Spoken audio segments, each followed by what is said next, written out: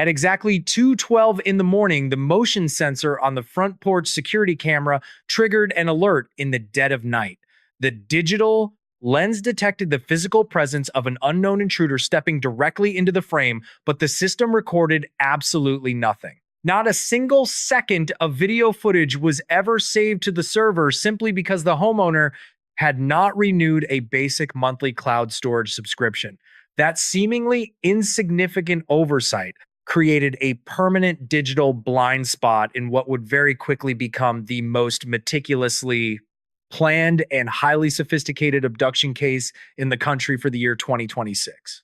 The prime target of this calculated operation was not a rival criminal or a wealthy corporate executive, but rather a frail 84-year-old woman who struggled immensely just to walk across her own living room. She vanished completely from her heavily fortified residence without leaving a visible trace behind, leaving investigators with a baffling trail of electronic breadcrumbs and absolute terrifying silence. She is the mother of a widely recognized national television anchor, and her sudden disappearance has completely paralyzed local law enforcement and federal agents alike. We are left looking at a shattered timeline and an empty house. Law enforcement investigators arriving at the scene quickly realized they were not dealing with a random neighborhood break-in, but rather a highly organized, targeted extraction. The digital footprint left behind tells a terrifying story of a suspected predator who knew exactly how to manipulate the surrounding environment to remain unseen. But the absolute most chilling detail of this entire case lies buried deep within the technical timeline itself. There is a deeply disturbing, unexplained gap of exactly 41 minutes between the precise moment the outdoor security system was forcefully disconnected by human hands and the exact second a vital implanted medical device inside the house inexplicably lost its wireless signal. What exactly happened to this vulnerable woman during those completely unaccounted for missing 41 minutes in the dark? That is the central question we desperately need to answer today. If you want to analyze the forensic timeline alongside me and help uncover the truth behind these chilling digital anomalies, I highly encourage you to subscribe to Crime with John right now as we dissect every piece of this puzzle. The profound contrast between the illusion of absolute physical safety and the terrifying reality of a silent digital stalker forms the deeply unsettling foundation of this entire case. Nancy Guthrie lived alone inside a highly secured residential community located in the quiet suburbs of Tucson, Arizona. The neighborhood was specifically designed to keep dangerous elements out, featuring controlled access points and a watchful community of nearby neighbors. But physical barriers mean absolutely nothing when a suspected threat is patiently studying the specific vulnerabilities of your digital infrastructure from the shadows. At 84 years old, Nancy suffered from a severe documented spinal condition that severely restricted her physical mobility on a daily basis. The harsh medical reality of her spine condition meant she moved with extreme difficulty, taking slow and deliberate steps. She could not run away from an attacker. She could not physically fight back with any meaningful force, and she certainly could not have randomly wandered off into the surrounding desert on her own accord. Her physical frailty meant she relied heavily on the predictable, safe routine of her daily life and the consistent support of her immediate family members. On the evening of January 31st, she followed her standard weekend routine by taking a hired Uber vehicle at 5:32 in the afternoon to have a quiet dinner at the home of her daughter. It was a completely normal, relaxed family gathering filled with ordinary conversation and entirely devoid of any apparent tension or signs of impending danger. As the pleasant evening finally drew to a close, her son-in-law, Tommaso, personally drove her back to her secure Tucson residence. They arrived at the driveway of the house at exactly 9:48 in the evening. Tommaso watched her safely enter the home, ensuring she was secure inside before he finally departed the property. The heavy automated garage door slowly descended and fully closed at exactly 9:50 in the evening. That heavy motorized door sealing shut is the absolute last confirmed time anyone ever saw Nancy Guthrie. The closing of that garage door was supposed to be the final comforting layer of protection, sealing her safely inside her fortress for the rest of the night. Instead, that seemingly protective everyday action essentially turned the quiet suburban house into a completely sealed, isolated enclosure. From the outside looking in, the house appeared dark, calm, and perfectly secure. But from the terrifying perspective of whoever was quietly lurking in the shadows outside, the closing of that garage door was not a sign of safety, but rather the definitive starting signal for an operation they had likely been planning for quite some time. The architectural design of the house, combined with the high security features of the neighborhood, created a dangerous false sense of invulnerability. When you truly believe you are completely safe from the outside world, you naturally stop looking over your shoulder. You trust the heavy metal locks and the sophisticated electronic alarms to do their critical jobs. But what happens when the very systems designed to protect you are systematically compromised by a suspected criminal who understands exactly how they function? The heavy, solid walls of the Tucson home were meant to keep the 84-year-old woman incredibly safe from any external harm. But as the clock quietly ticked past midnight, those same fortified walls simply served to perfectly muffle any possible sounds of a struggle and completely hide the terrifying reality of the nightmare that was about to unfold inside the residence. The sun rose the following morning over a residential neighborhood that remained completely oblivious to the terror that had unfolded overnight. It was not until nearly midday, specifically at 11:56 in the morning, that the illusion of normalcy was finally shattered. Nancy was a deeply devout woman who unfailingly attended her weekend religious services. When she unexpectedly failed log on for her routine online church service that Sunday morning, her family immediately knew something was terribly wrong. That single missed digital connection was the very first blaring alarm bell of the day. Concerned family members rushed over to the Tucson residence, expecting to find that she had simply suffered a medical emergency or a bad fall due to her highly fragile spine. Instead, they arrived only to find a baffling scene that completely defied all logical explanations of a standard residential crime. Upon approaching the exterior of the property, they discovered that the rear access door had been deliberately propped open. It was not violently smashed in by force, but rather intentionally wedged open, leaving a clear, unhindered path directly from the dark interior of the home out into the open air. Responding law enforcement quickly secured the perimeter and began a methodical sweep of the interior, expecting to find a ransacked house. Usually, when a residential back door is left wide open in this manner, it is the chaotic aftermath of a desperate burglary. Thieves break in, grab whatever visible valuables they can quickly carry, and flee straight out the back to avoid detection from the street. But as investigators carefully walked through the quiet rooms of Nancy Guthrie, they found absolutely no physical signs of a robbery whatsoever. Her personal cell phone, the vital device she relied on for daily communication, was sitting perfectly untouched right where it belonged. Her wallet, containing her cash and essential identification cards, was completely intact and undisturbed. Every single piece of jewelry, every valuable electronic item, and all of her personal belongings were resting exactly in their proper designated places. The interior of the house was chillingly pristine and calm. There were no overturned chairs, no empty drawers, and absolutely no signs of a frantic search for wealth. The meticulous preservation of the crime scene inside the house immediately shifted the entire trajectory of the police investigation. If a suspected criminal intruder had gone through the immense trouble of bypassing the stringent neighborhood security protocols only to leave all the cash and valuables behind, they were obviously hunting for a completely different kind of prize. This fundamental realization forces us to confront a deeply unsettling factual truth. The alleged perpetrators did not want her physical possession.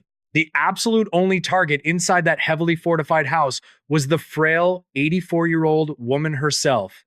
But extracting a person, especially someone with severe mobility issues, requires a tremendous amount of physical coordination and logistical planning.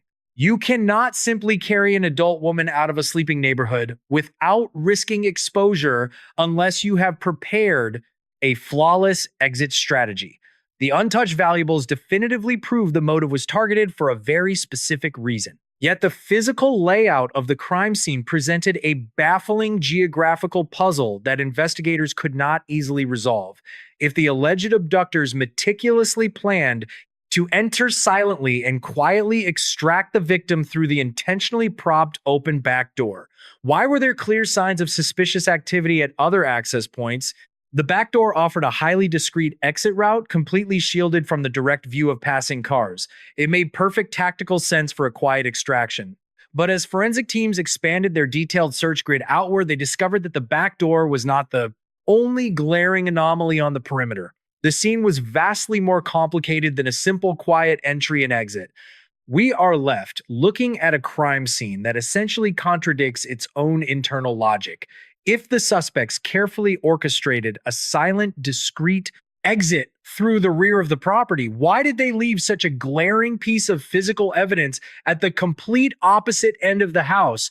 The narrative of a clean, silent abduction falls completely apart when we shift our focus from the propped open back door to the front porch. The meticulous focus of the federal forensic teams abruptly shifted away from the pristine interior of the home and directly onto the concrete surface of the front porch. It was exactly there that investigators located a deeply disturbing piece of biological evidence.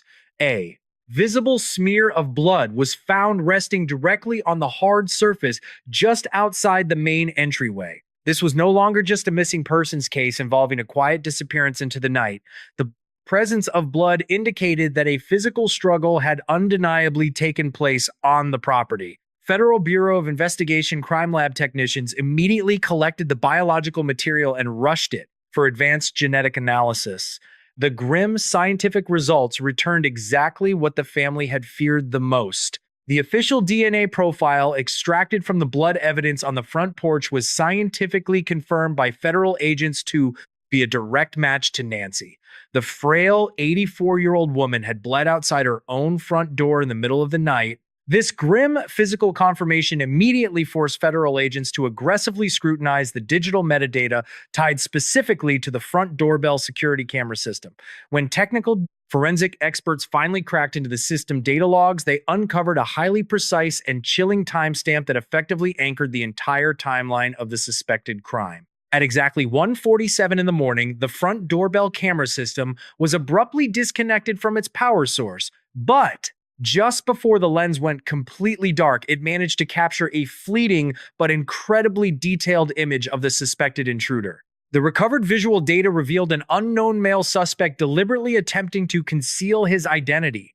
The alleged perpetrator was clearly seen wearing a thick mask covering his facial features and heavy gloves designed to prevent leaving any fingerprint evidence behind. Most notably, the masked suspect was recorded carrying a very specific piece of gear strapped to his body.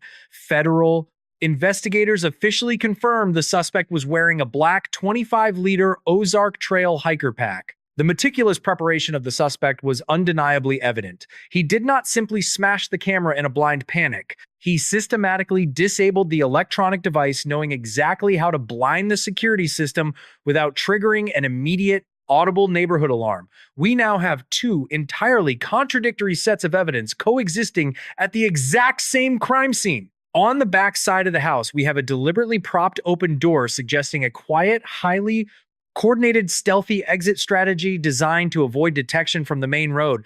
But right on the front porch, we have a masked suspect forcefully disabling a security camera at exactly 1:47 in the morning alongside a confirmed pool of the victim's blood left behind on the concrete. This structural paradox is the single most baffling element of the entire federal investigation.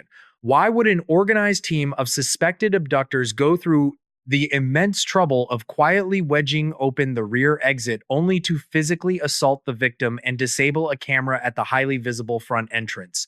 Did the suspected intruders initially try to breach the front door, fail, and then quickly move around to the back of the house? Or did they successfully enter through the propped open back door, grab the 84-year-old victim, and then inexplicably carry her straight out the front door, where a physical struggle ultimately ensued, resulting in the blood evidence? This is a massive, glaring contradiction that absolutely demands rigorous logical analysis from every angle. The suspected killer disabled the electronic camera and left biological blood evidence right at the front door, but the actual propped open entry point was located entirely at the back door. I really need to know exactly how you logically reconcile these two deeply conflicting and baffling physical clues. Please take a quick moment to drop your best investigative theory down in the comments below, explaining this specific front door back door contradiction as we push deeper into the digital forensic timeline. As the glaring physical contradictions at the crime scene continued to mount, local police detectives and federal agents realized they needed to systematically eliminate the most statistically probable suspects before they could focus entirely on an unknown external threat. In the vast majority of missing persons cases involving elderly victims, law enforcement protocol mandates that investigators must look closely at the immediate family circle first. The statistical reality of true crime dictates that the people closest to the victim are usually the ones responsible when violence occurs inside a locked home. Detectives immediately turned their intense focus onto the last person confirmed to have seen the 84-year-old woman alive. Her son-in-law, Tommaso Cioni, had personally driven her home and watched the heavy garage door close at exactly 9:50 the previous evening. Being the very last confirmed point of contact naturally placed him squarely in the investigative crosshairs of the police department. But the local authorities in Pima County moved swiftly to clear the air regarding the family. After undergoing rigorous questioning, Tommaso Cioni voluntarily submitted to a formal polygraph examination administered by law enforcement professionals. He successfully passed the physiological deception test without raising any red flags. Furthermore, investigators rigorously checked his whereabouts for the remainder of the night and confirmed he possessed a rock-solid, verifiable alibi that placed him far away from the crime scene during the critical overnight hours. The official statement from the Pima County authorities was unambiguous and final. The entire family, including Tommaso, was completely cleared of any suspicion or involvement in the disappearance. They were officially classified as victims of this horrific crime, not the suspected perpetrators. With the immediate family definitively ruled out, the investigative team was forced to pivot entirely away from domestic motives and dive headfirst into the complex realm of advanced digital forensics. The physical evidence left at the house, the propped open back door, the blood on the front porch, and the disabled security camera provided a confusing and contradictory narrative.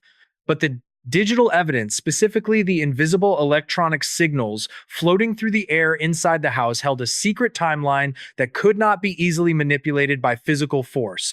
Nancy Guthrie suffered from a complex medical history that required the surgical implantation of a highly advanced cardiac pacemaker device to regulate her heartbeat.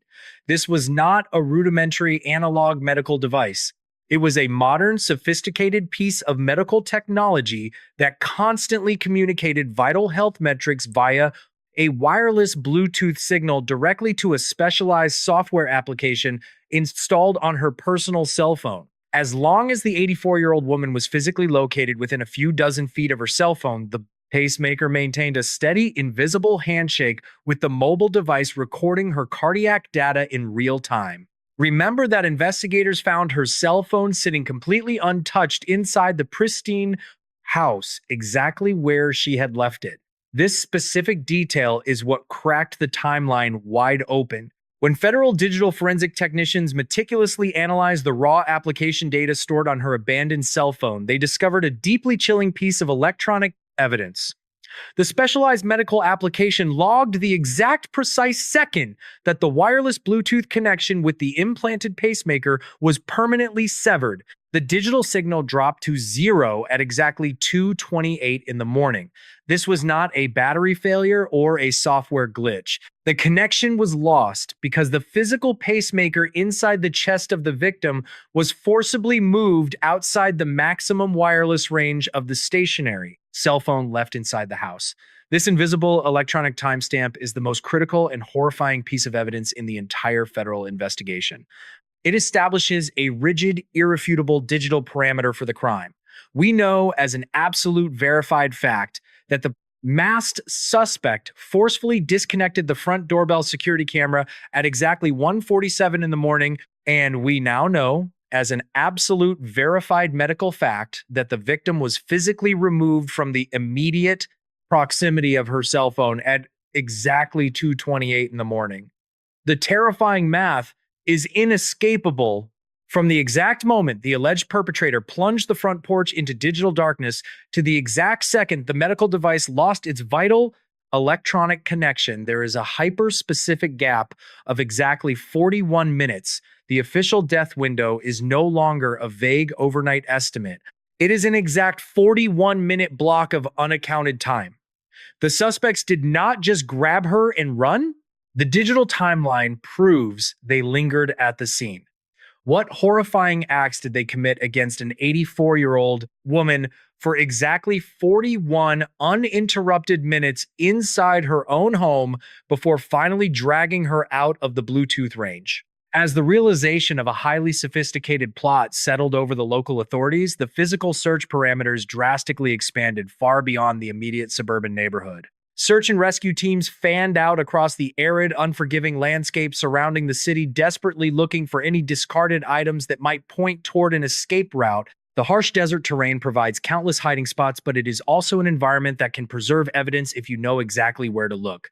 According to local reporting from WRAL, this widening grid eventually yielded a highly suspicious discovery resting in the dirt exactly 2 miles away from the initial crime scene. Searchers recovered a single discarded glove that strongly appeared to match the visual description of the hand coverings worn by the masked individual captured on the brief visual recording.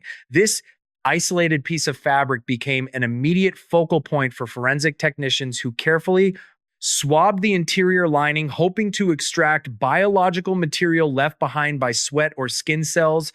However, when the extracted genetic profile was run through the National Criminal Database, the system returned absolutely zero matches. The alleged perpetrator was essentially a ghost in the system with no prior felony convictions on record to trigger a positive identification. Faced with this frustrating dead end, investigators are now reportedly turning to the complex and time-consuming science of genetic genealogy. This advanced technique involves uploading the unknown genetic profile into public ancestral databases, attempting to locate distant relatives, and painstakingly building a family tree backward to isolate the suspect. But genealogy takes weeks or even months, and the investigators tracking this abduction simply do not have the luxury of time. The urgency of the situation forced law enforcement to deploy highly specialized tactical equipment in a desperate bid to locate the victim. According to detailed reporting from CBS News, federal agents brought in a sophisticated electronic tracking device known as a signal sniffer. This highly classified piece of hardware is specifically designed to scan the surrounding environment for faint radio frequencies and localized wireless transmission. The tactical objective was incredibly specific and deeply grim. The agents were slowly driving through various sectors of the city, attempting to pick up the unique electronic signature continually broadcasted by the implanted cardiac device. They were literally sweeping the desert air trying to detect the faint digital heartbeat of the missing woman. Every passing hour significantly diminished the statistical probability of a safe recovery. This level of technological desperation underscores the immense complexity of the operation they are up against. A former local homicide detective named Kurt Dabb has publicly weighed in on the sheer scale of this logistical nightmare. Based on his extensive career analyzing targeted violence, he's alleged that a covert operation of this magnitude could never be successfully executed by a lone individual acting on impulse. He strongly suspects that the operational requirements of monitoring the target, disabling the technological defenses, securely transporting a fragile hostage, and managing the subsequent communications would require a highly disciplined crew of at least 2 to 4 coordinated individuals. This expert assessment suggests a terrifying level of organized criminal conspiracy. A multi-person crew implies designated roles such as a surveillance specialist, a physical extraction team, and a getaway driver, all operating with strict operational security. The presence of a coordinated team also explains how they managed to control the environment so effectively without raising any alarms from the surrounding neighbors. But the existence of a highly organized professional crew only deepens the central mystery surrounding the entire situation. Professional criminal organizations do not expend this much effort, money, and extreme risk to randomly abduct a private citizen without a massive guaranteed payout waiting at the end of the line.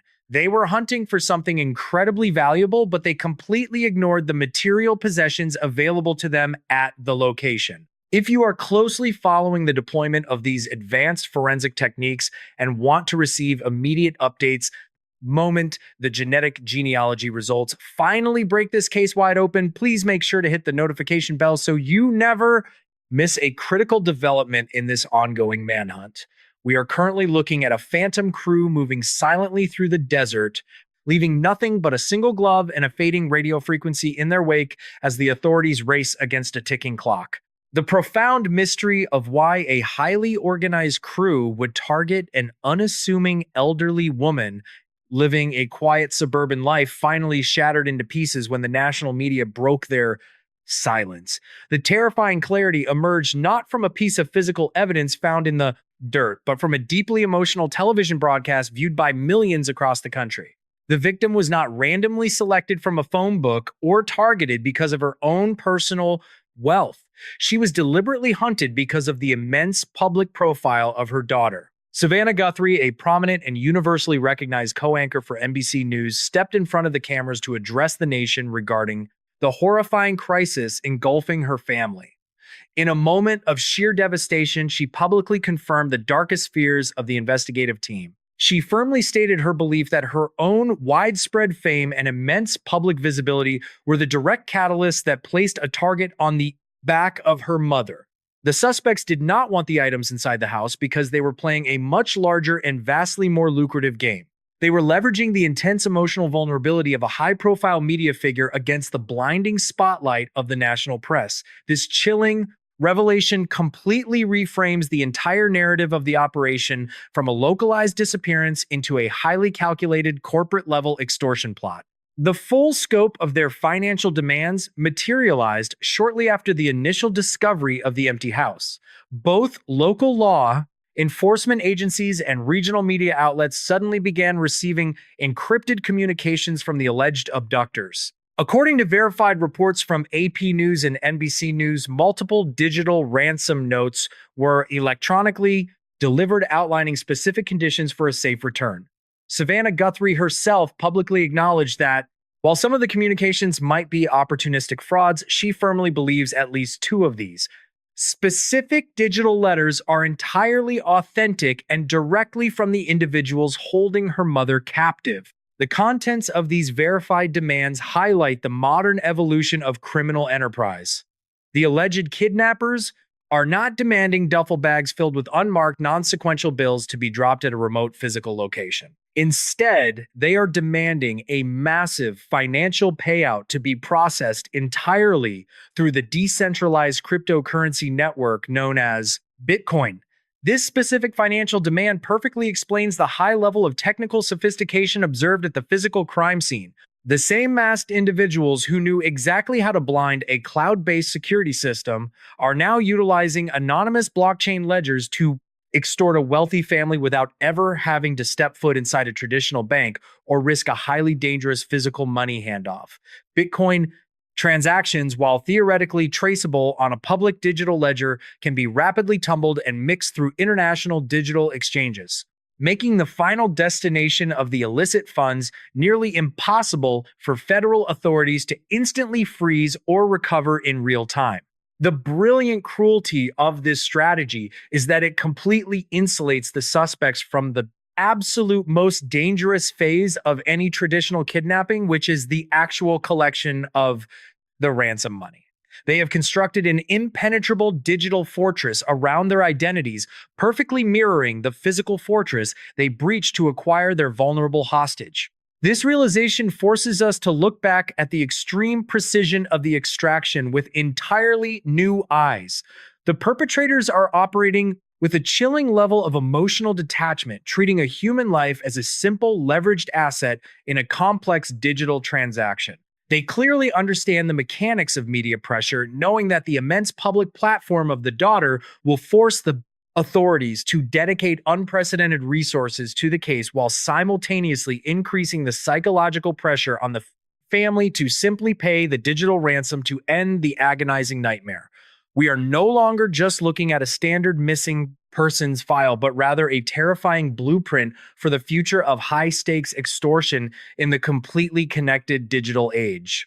The unprecedented intersection of global fame, advanced cryptocurrency, and violent physical abduction has created a uniquely modern nightmare that authorities are struggling to safely navigate. If you find this massive shift toward digital crypto extortion as deeply alarming as I do, please take a second to share your thoughts on the extreme vulnerability of high-profile families in the comments below.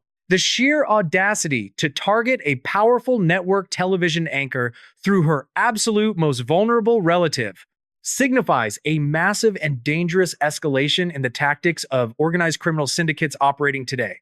Despite the massive influx of elite federal resources and the intense, unrelenting glare of the national media, spotlight the brutal reality of this complex investigation is that it remains an active and entirely open case. The authorities are currently locked in an agonizing and frustrating holding pattern, simply waiting for the incredibly slow wheels of advanced forensic science to finally turn the entire future. Trajectory of this high-stakes manhunt now hinges completely on the microscopic biological evidence recovered from the residential property and the isolated glove found miles away in the desert dirt.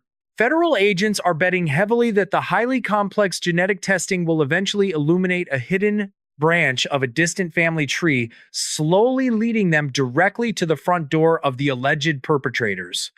But rigorous laboratory science absolutely cannot be rushed, and every single day that passes without a confirmed positive identification drastically increases the extreme danger to the fragile captive victim. In a highly aggressive and calculated move designed to completely shatter the internal loyalty of the suspected criminal crew, the Federal Bureau of Investigation has officially authorized and announced a massive financial incentive to the public. The federal agency is currently offering a staggering reward of up to $100,000 for any highly verifiable information that leads directly to the safe recovery of the elderly captive or the successful apprehension of the specific individuals responsible for orchestrating this elaborate nightmare. This enormous sum of government money is essentially a psychological weapon deployed by the authorities to destabilize the group. When you are dealing with a highly coordinated group of criminals, the absolute strongest bond keeping them securely together is the promise of an eventual massive crypto payout. By loudly introducing a massive immediate cash reward, the federal agents are actively attempting to sow deep seeds of intense paranoia and internal distrust within the secretive ranks of the suspected kidnappers. They are intensely hoping that the crushing pressure of the nationwide federal manhunt, combined directly with the tempting lure of a life-changing sum of clean money, will ultimately convince a low-level accomplice or a peripheral associate to quietly betray the core operation to save themselves. It is a desperate, high-stakes gamble to finally find a structural weak link in a criminal chain that has so far proven to be incredibly strong and heavily fortified against external police scrutiny. The devastated family continues to endure an unimaginable psychological torment, waiting anxiously by their mobile phones every single hour for any minor update from the dedicated investigative task force working around the clock. The local residential community remains on extreme high alert, constantly grappling with the deeply unsettling realization that their expensive high-end security protocols were effortlessly bypassed by a highly determined and incredibly tech-savvy threat. The quiet streets of the suburban neighborhood are now routinely patrolled by marked law enforcement vehicles, but the profound psychological damage to their collective sense of safety has already been permanently inflicted. The dedicated authorities are aggressively following every single digital ping, meticulously tracing every anonymous crypto ledger, and extensively interviewing every potential neighborhood witness, but the elderly captive has seemingly vanished into thin air without leaving a physical trail. The massive, frustrating disconnect between the sheer, overwhelming volume of available digital data and the complete lack of tangible physical results is the absolute most difficult element of modern police work to overcome. The dedicated investigators are literally racing against a ticking clock, deeply hoping that the massive promise of $100,000 will successfully break the criminal silence before the alleged perpetrators suddenly decide to sever their digital communications entirely and vanish forever. The completely open nature of this highly active investigation means that the final definitive chapter has absolutely not yet been written, and the ultimate physical fate of the captive mother currently hangs delicately in the precarious balance of a highly volatile standoff.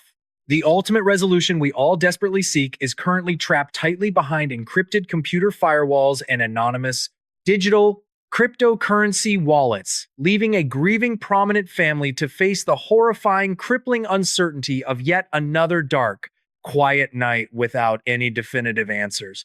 What this profoundly disturbing case teaches us about the rapid ongoing evolution of modern extortion is that the traditional historical rules of criminal engagement have been completely rewritten by advanced technology. We are currently witnessing a terrifying paradigm shift where organized criminal elements are deliberately bypassing heavily guarded, high profile individuals and instead ruthlessly targeting their absolute most vulnerable external family proxies. The alleged perpetrators clearly realized that attacking a highly secure, prominent network television anchor directly was entirely too risky, so they coldly calculated that exploiting the extreme physical frailty of an elderly parent was the most efficient way to apply devastating psychological leverage for maximum financial gain. This specific tactic represents a dark and highly sophisticated maturation of criminal behavior, decisively shifting away from chaotic, random street violence toward highly planned corporate-style emotional blackmail that is heavily insulated by the total absolute anonymity of decentralized digital cryptocurrency networks. Furthermore, this complex investigation forcefully serves as a stark and deeply terrifying educational warning regarding the invisible digital vulnerabilities built directly into the fabric of our connected daily lives. The immense societal reliance on convenient cloud-based residential security systems explicitly demands absolute flawless administrative maintenance because a single lapsed monthly subscription payment can instantly erase the most crucial digital video witness to a violent crime. It also fundamentally redefines the accepted modern boundaries of criminal forensic science by clearly revealing that advanced implanted medical technology is no longer just simply keeping fragile patients physically alive, but actively functioning as a highly accurate, silent internal witness perfectly capable of pinpointing the exact minute a violent physical abduction successfully occurs. The undeniable chilling reality is that our immense technological convenience has inadvertently provided highly sophisticated predators with an incredibly detailed electronic roadmap directly into the quietest and most private corners of our supposedly secure homes. As we continuously process the overwhelming volume of complex digital data and aggressively analyze every conflicting physical clue left behind at the silent residential property, one deeply haunting psychological question remains entirely unanswered. When that heavy mechanical barrier finally sealed shut, isolating the highly vulnerable woman from the outside world, were those masked individuals already quietly standing inside the dark house, patiently waiting for her to arrive? Or were they lurking silently out in the cold desert night, methodically watching through the glass windows as she slowly walked directly into their carefully constructed trap? The fundamental difference between those two highly terrifying scenarios completely changes our profound understanding of their ultimate level of ruthless premeditation and pure, unadulterated criminal patience. The cold, recovered digital footprints simply cannot tell us exactly what was rushing through their malicious minds. in those final quiet moments before the violent physical storm finally broke. Please take a moment to leave your detailed analytical thoughts on this specific psychological aspect down below. And I am John, reminding you to always stay highly vigilant. I will see you all very soon as we prepare to crack open the next deeply unsettling file inside the vast archive of the True Crime Vault.